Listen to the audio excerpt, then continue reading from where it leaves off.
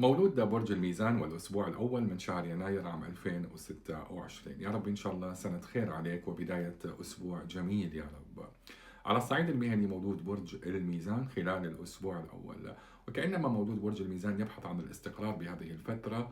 ممكن أكو عمل من البيت، عمل من المنزل راح تقوم به من خلال شبكات التواصل الاجتماعي، وكأنما راح تشتغل من البيت وتحب الاستقرار أكثر من الظهور.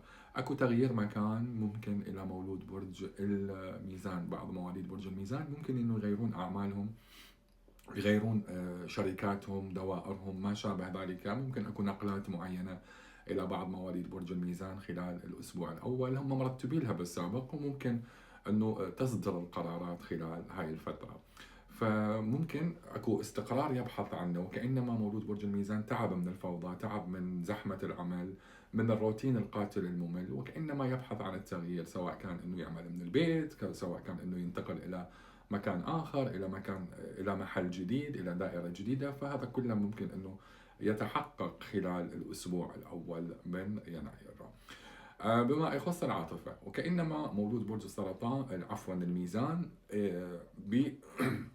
بالأسبوع الأول من يناير عفوا، عنده حنين إلى الماضي، حنين إلى بعض العلاقات المفقودة، لكن ما أريدك تخلط المشاعر بالواقع. يعني حاول أنه هاي ممكن هذا الحنين اللي دي يصيبك خلال الأسبوع الأول أنه هي العلاقات انتهت لأن هي مو بصالحك كانت بالأساس.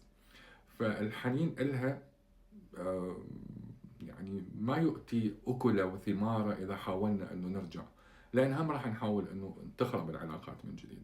فلا تخلط أي مشاعر قديمة وأي حنين من الماضي بواقعك اللي أنت دا تعيشه اليوم.